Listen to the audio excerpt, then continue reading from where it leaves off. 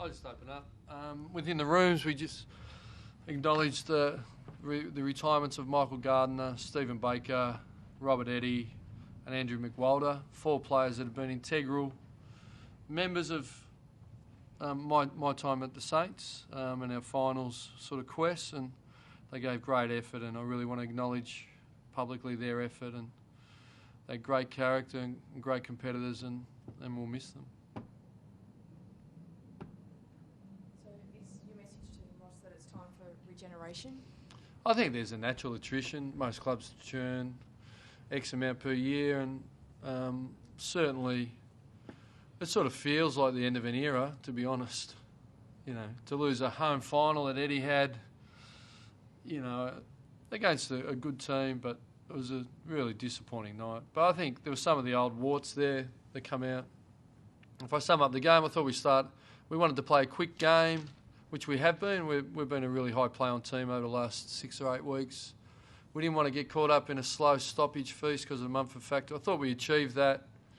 You know, it was a really up-tempo. We dominated contested possession, but we just couldn't hit the score on the board. But a byproduct of that was our defenders, and particularly our defenders and mids, just running off willy-nilly, and we'd turn the ball over because of our skill level, and they were just able to hurt us on the counter, to be honest. I mean, I had our tall backs sitting on the half-forward line, and Reed's out the back, and, you know, Clint Jones is covering for him, and Benny Mack's covering for him, so the message got lost a little bit, you know. And the second quarter, it actually compounded from there, to be honest. I thought it was as disorganised and erratic style of footy that I allowed to happen for a long, long time. And the Swans are pros, and how they played was the same, and I thought they capitalised. You know, we probably lost it at match committee in a sense. I've said that.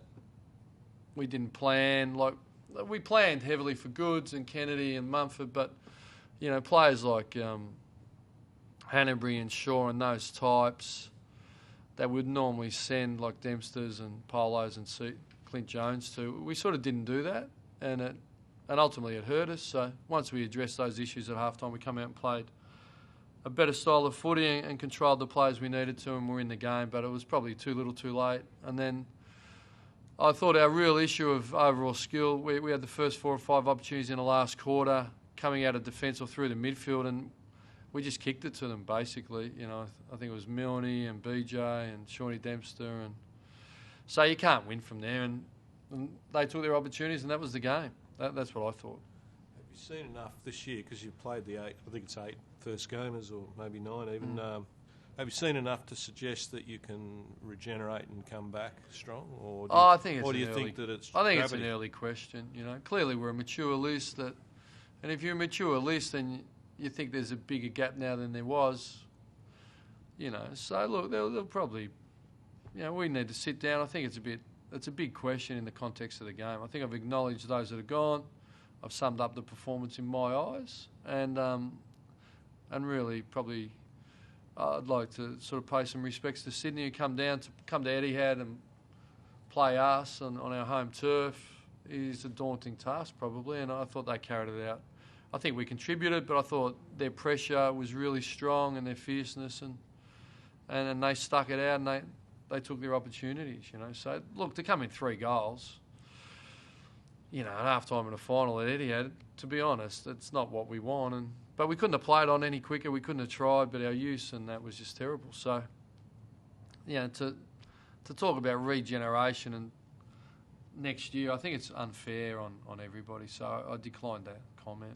Did you not go to Shaw and some of those others you spoke about because you wanted to be making the play rather than being reactive, sort of trying to chase their backsides around? Is that what you... Well, I thought we did make the play. I don't know what you thought. I thought, gee, it was an up-tempo, low. We didn't want a slow, heavy-based stoppage game, to be honest. But our Achilles heel early in the year was our stoppages, and in the first half... first quarter was good. Second quarter, they got well on top, and, you know, so I thought we really took the game on. I don't think anyone can sit there and say we didn't do that, but in the end, we couldn't execute, and it unravelled us, you know. Is it tried to say that when Lenny went down, you never really recovered because he was built for a game like that tonight, wasn't he? No, I think it's a bit trite. I think the players delivered a lot. We've won a lot of games. We've played against quality.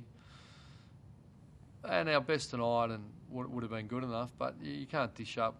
We weren't hard enough when we needed to be. We weren't skillful enough where we needed to be. And we weren't organised, and for whatever reason, the message that normally doesn't get lost got a little bit lost. And I thought we were unrecognisable in the second quarter, to be honest. I didn't recognise what team was playing out there and how we were playing. So the price you pay for that is a finals loss on your home turf. So it's pretty simple for me. I'm not sitting here not knowing what happened. I know exactly what happened, and ultimately myself and the coaches allowed it to happen. And Sydney, they obviously did some things, but I really thought in the second it was more the way we went about it, to be honest. Given that, Ross, did you still feel three-quarter time you had the momentum with you, that it was there for the taking? Yeah, and as I said, I thought we had it at the start of the last, but if you want to kick it back to them every time you get the ball, the first 4 times, go and replay the tape. It's pretty evident, isn't it? That's what I see. So that was the moment. Was that 5 minutes? First time was last Undoubtedly. But there's plenty of time from there, but you can't. It's momentum. The shift, when you get opportunities, you can't turn the ball over. And, so players have been really good for us and some of our most skillful, But I can visualise them still, and it's just disappointing. Do you think, I know you asked about the future and you thought it was a bit premature, but you spoke about kicking. Do you think that you'll put a priority if we don't already? What do you think we've been doing? On what? Well, on training, on that basic skill that you choice between a couple of draftees. One's an elite kick, one's got other attributes. You go with the kick because you've got this problem that you spoke about. I don't know. What do your people tell you? I don't have any people. No. Oh, don't you? That's interesting. I was just asking a question. Sure. You spoke about kicking. About that how it dogged you turned it on. I think it's unfair to delve into how we're going to recruit. Do you know what I mean? But I'm talking about Brendan Goddard had a kick, Stephen Miller. I'd say they're pretty good kicks. But I think everyone's got the philosophy with the less time and space. You've got to be able to make decisions and execute. And even watching Collingwood, West Coast bits of it. I thought West Coast endeavour, far be it from me but their endeavour and pressure, and that's fantastic. But Collingwood have just got some incredibly skillful players like Didak on a right foot or a side bottom on his left, hits a little lead up to cloak. They're the things, they're the subtleties when if you've got equal effort and you've got a skill differential, well, the skill differential is going to take over, and that's what happens, Ross, do you think you'll sit back when the dust settles and think it was a fair effort to get to a home final given how your first 7 weeks were? I'm not very easily pleased. I'm really hard to work with. I'm really demanding. I'm unrelenting. You show me a coach that is unrelenting, I'll show you a play group that generally reflects that. So I'm far from satisfied. The previous effort's irrelevant. We had every opportunity. I'm hurting because we didn't deliver. I don't like losing. I don't like losing finals. I don't like losing at home. There's no satisfaction with me. Is that what you said to players on the ground afterwards? Some things are meant to be private. So I don't really want to share what I said with my player group. Ross, was Nick Rewell the aggravate that clash with Teddy Richards in the first quarter? Look, it didn't look great, did it? But in all honesty, there was no feedback. It's a pretty hardcore environment. If the doctor doesn't pick up the phone, I don't pick up the phone and ask for something to be wrong. Enough trouble finds you without going searching for it, with injury. So I didn't get anything up, so therefore I can't tell you anything. Who's you in the premiership? Well, no, I'll just pick it up. There it is. There's my crystal ball. I've got no idea. I know it's facetious, but look, Collingwood are a great team. I think they get great confidence. West Coast get a home final. I think the Swans are as dangerous as anyone, and then you're going to have a cracker tomorrow. Melbourne's alive with finals footy, and unfortunately, when you've been to the last day 3 times in a row, and my time at the Swans, I think it's 5 out of the last 6 years grand final appearances. There's not a lot I like about bowing out of it and being in Melbourne, so there's no joy sitting here. And I wish everyone all the best, and I think it's fantastic Franklin didn't get hurt severely because we've had Gwilt and we've had Hayes, and you want to see he lights up the MCG like no one I've ever seen, so hopefully he can get back out there.